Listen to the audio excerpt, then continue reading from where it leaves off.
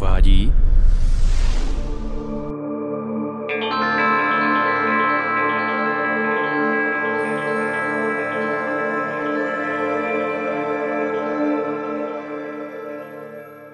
Skrze pražské letiště opouštíme Prahu.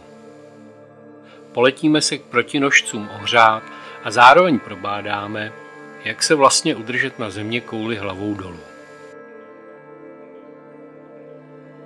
Část posádky netrpělivě pobíhá u zavazadel, když hledáme místo k odbavení.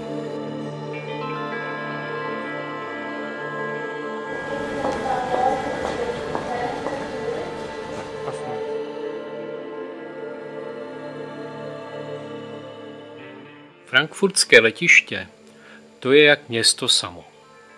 Dlouhými dopravníky jedeme na místo, kde se má nastoupit cesta na Zéland. Připadá nám to, že do Osaky pojedeme po zemi. Okny kontrolujeme, zda Airbus 340 má na tak dlouhou cestu dobré obutí a už si hledáme uvnitř naše místa. Mám letiště rád. Je to místo, kde se koncentruje lidský důvtip se sny. Čekání využíváme k rovnání těla.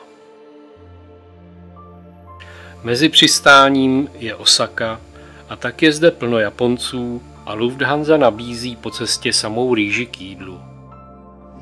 Letadla velmi dlouze vyčkávají na pojížděcí dráze, než přijde čas, kdy mohou startovat na runway.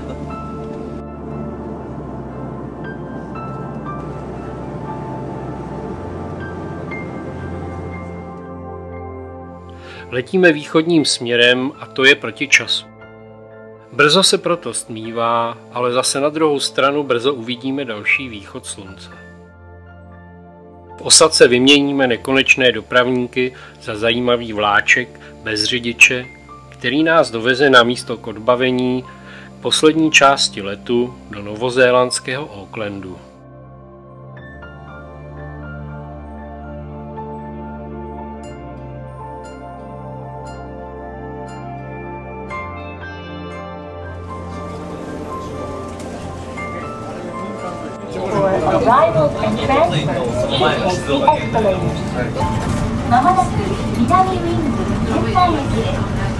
Je ráno, dali jsme si uvnitř v letišti kafe. Podařilo se nám dokonce objevit stanici, kde parkuje shuttle. To je tady zrovna, nějaký přijíždí. A tohle je naše první stanice v Zélandu, kde bydlíme. Kdyby vás to zajímalo, tak brána se otevírá kódem 12B. Půjčovny aut jedeme do nejbližšího kempu. Je poloprázdný, čistý a jenom trochu hůře se domlouvám se slečnou v recepci, protože pravda, nejsem borec v angličtině, ale ona příšerně šišlá. Přilehlá část Manukau se zdá být jako klidná vesnice. A tak jsme se chtěli po tom dlouhém letu docela pěkně projít. I přes ten pouliční ruch jsme začali na křižovatkách usínat opřeni o semafory a tak jsme brzo zalehli do postelí našeho pojízdného bydlíku. Ráno nás po hlubokém spánku probouzí polojasno a startující letadla. Z Manukau lze do centra Aucklandu použít městský autobus. Bereme to jako lepší variantu, než se sem trmácet naším obytným bydlíkem. Konečná autobusu je přímo v centru na Queen Street.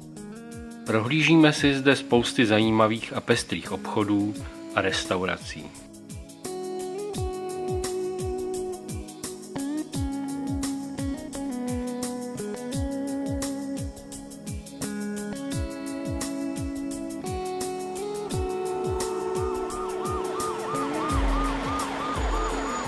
Trochu nás vyděsí hasiči, když u nás zastavují a nesměle okůkujeme opuštěného protestujícího domorodce.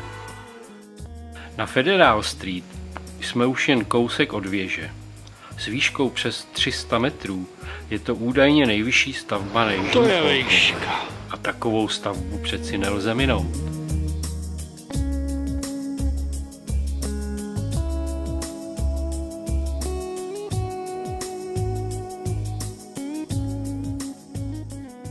Výtahem překonáváme tuto výšku za pouhých 40 vteřin.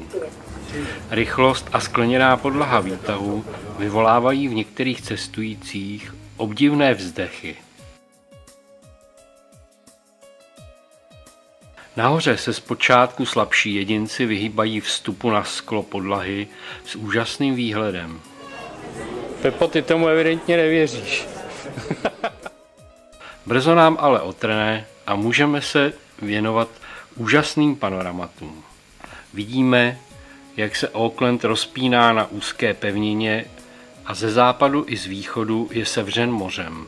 Z roviny trčí 7 vyšších kopců, které kdysi byly sopkami a později dělovými palposty.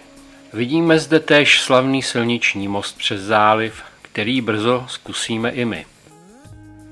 Pokud máte zbytečných $50 navíc, můžete si zkrátit cestu dolů odvážným řízeným skokem z věže.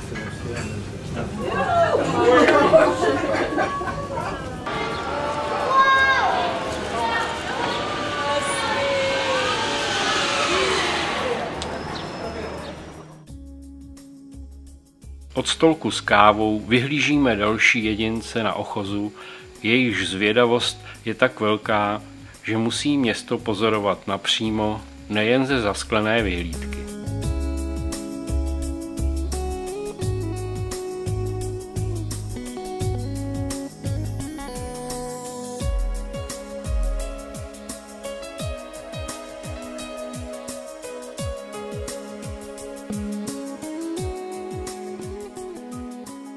A za 40 vteřin to udělá výtah i dolů.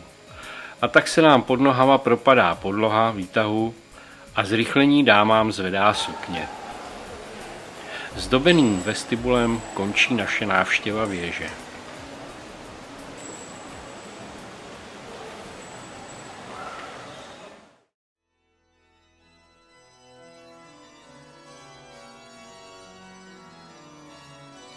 V kostele, který je hned naproti věži, si užíváme trochu klidu. Okukujeme střešní konstrukci, která je obráceným lodním trupem, a také výzdobu kostela.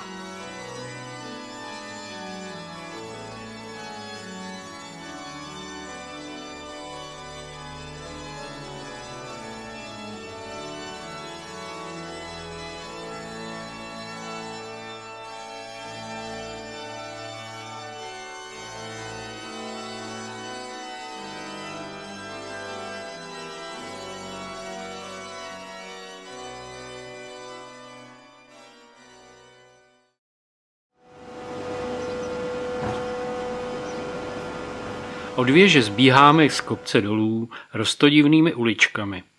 Zdá se, že jsou někde bez jakéhokoliv architektonického uspořádání.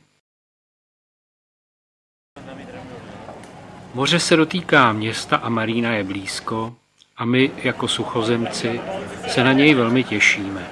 Sledujeme jakýsi společenský život na lodích okolo a v něm se nevyznáme.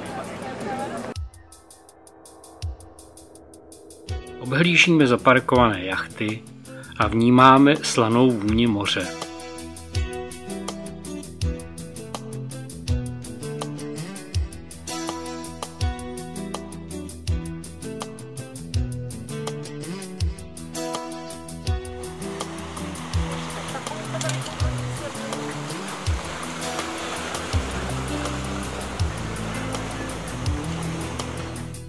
Eva P. si nacvičuje život v důchodu a Pepa jí v tom nenechá. A tak, když jsme konečně při penězích, jdeme na molu do nejbližší restaurace a zde slavíme u Fish and Chips Pepovi první narozeniny na jižní polokouli. Hromady hranolků jdeme posléze podél moře vytrávit procházkou a pozorováním, jak město žije.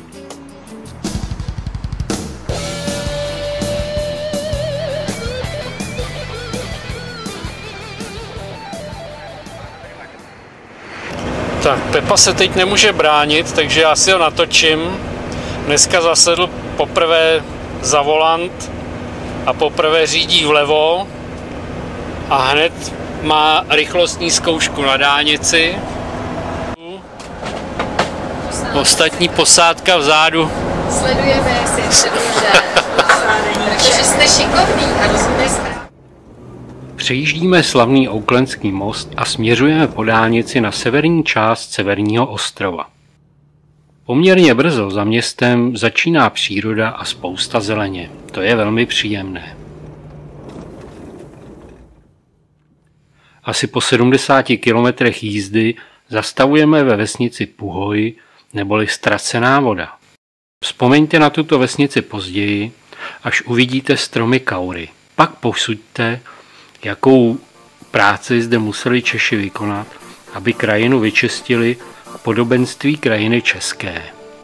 Druhou dominantou vesnice je hezký kostelík, který má na vitrážích oken česká jména donátorů. Takže to něco napíšeme. Víčko, ty máš krásnou ruku. V 60. letech 19. století tuto vesnici založilo asi 200 Čechů od Plzně. Minulosti vesnice je věnováno Bohemian Museum, přilepené ke stěně základní školy. Co máme doma, ano. To jsme měli doma ve Speru a Půlách. Přesně, úplně to samý. Nejíme takhle.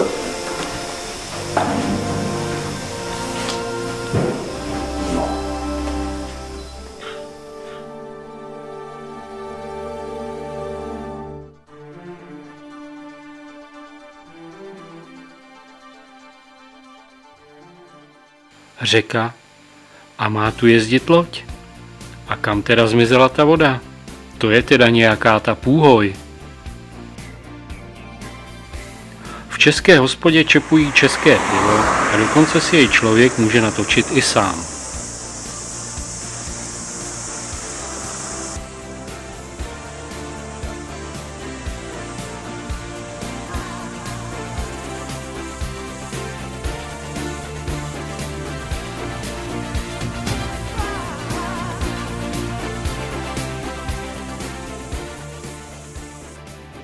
Obdivujeme starodávný traktor a to ještě netušíme, že se tu nic fungujícího nevyhazuje.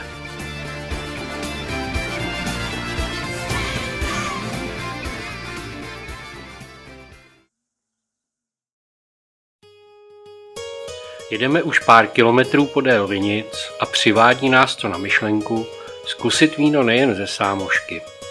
Zastavujeme u Sudu, také konec konců kde jinde, že? Víno na ochutnání je nutné si koupit. Sami jsme překvapeni, ale chuťově jsme si nevybrali. A tak na večeři musíme někam do krámu.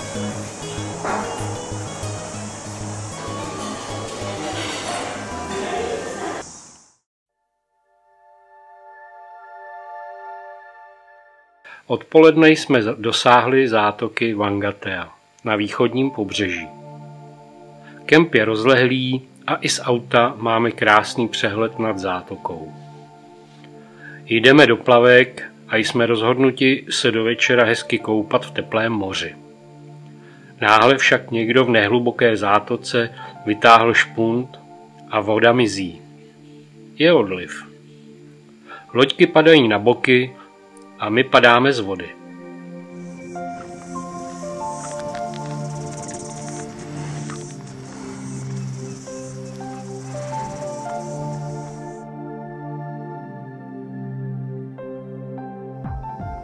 Na březích vystrkují z bahna výhonky mangrove své hlavičky a se zájmem studujeme, zda by se to nehodilo na čerstvý salát. Povím vám, že jsme skončili u české klasiky.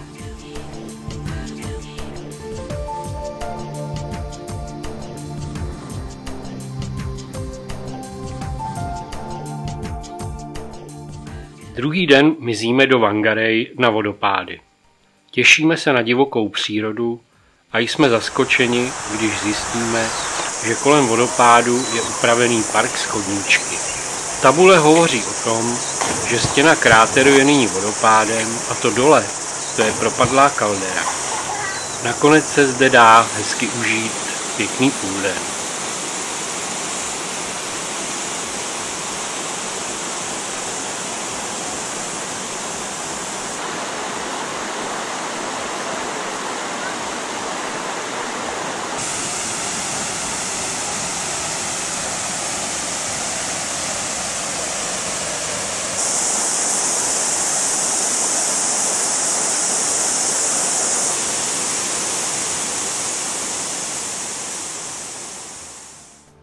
Pokračujeme stále na sever a dostáváme se do zátoky Paihia. Má to být vyhlášená rekreační oblast. Ano, jsou zde dlouhé pláže a zátoka je plná zajímavých ostrůvků, bujné vegetace. Některé z nich jsou jako rezervace turistům zakázány. Parkujeme přímo u pláže. Pepa s Evou jsou dnes rozhodnuti nazbírat nějaké ty plážohodiny. Já s druhou Evou jsme si vybrali návštěvu blízkého vodopádu. Svými 3 metry nás zklamal.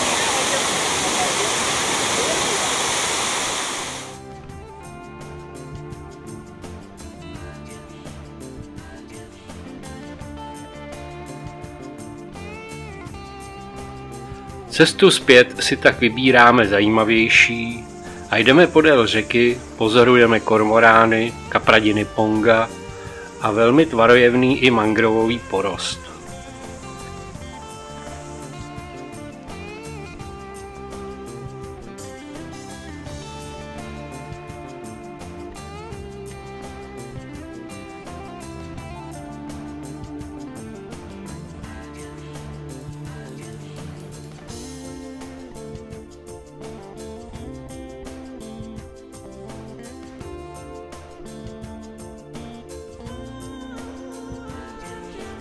Tudy se dá projít pouze po vysutém chodníku. Po návratu si užíváme teplé vody moře a potom jdeme lovit na místním korze něco k večeři.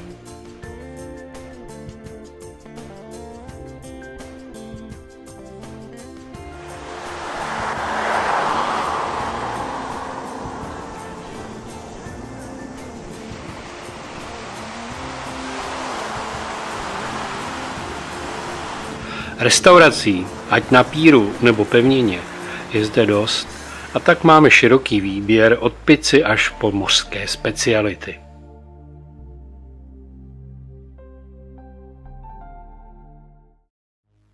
Další den na cestě. V nejsevernějším bodě naší cesty se nalézají domorodé lázně. Maurové jsou zde asi hodně skromní. Chvíli váháme, ale nakonec se vrháme do smradlavých bazénků. V zemi vykopané jámy, vydřevené stoletými trámy a sirný smrad. Není to snad předpeklí? Nebo konec cesty?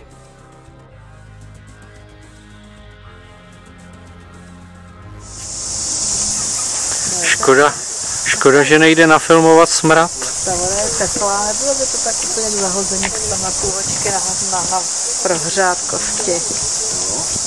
No. Abych to zkusila za ty 4 dolary, tak se vystršíme.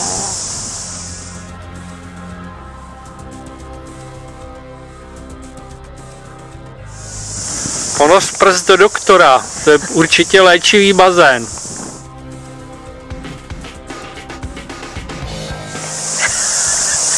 To je ono. Třeba, to si 3 hodiny nevydržela. Ne jo, horký.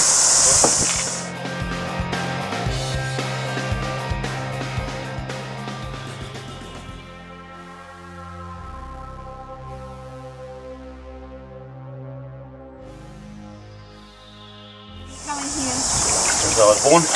Yeah, well, 24 years ago I came here.